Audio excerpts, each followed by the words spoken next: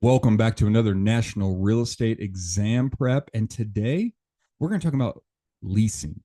More specifically, we're going to go over 5 questions with their explanations as to why they are the answer. A tenant's lease has expired, but the tenant has not vacated the premises or negotiated a renewal lease. The landlord has declared that this tenant is not to remain in the building. This situation is an example of tenancy at sufferance. A tenancy estate at sufferance occurs when a tenant who originally had lawful possession remains on the property without the landlord's consent after the lease has expired, typically following an estate for years. An estate from period to period, a periodic tenancy, automatically renews for successive periods unless proper notice is given to terminate. A tenancy at will allows a tenant to possess property with the landlord's consent for an indefinite period. An estate for years is a leasehold estate with a fixed term and a definite expiration date, regardless of whether the term is for one day, weeks, months, or years. The purpose of calculating the rate of return is to measure the profitability of the property.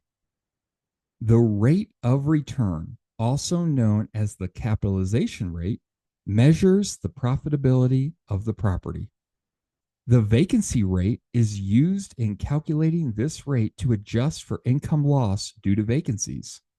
Absorption rate and future income projections are not used in this calculation. When the state or local government restricts the amount of rent a landlord can charge, it is called rent control. Rent control is established by state or local governments to limit the amount of rent a landlord can charge for a property. Upon purchasing a small apartment complex, the owner had the in-ground swimming pool filled in with concrete. This action is an example of avoiding risk. Filling in a swimming pool is an example of avoiding risk.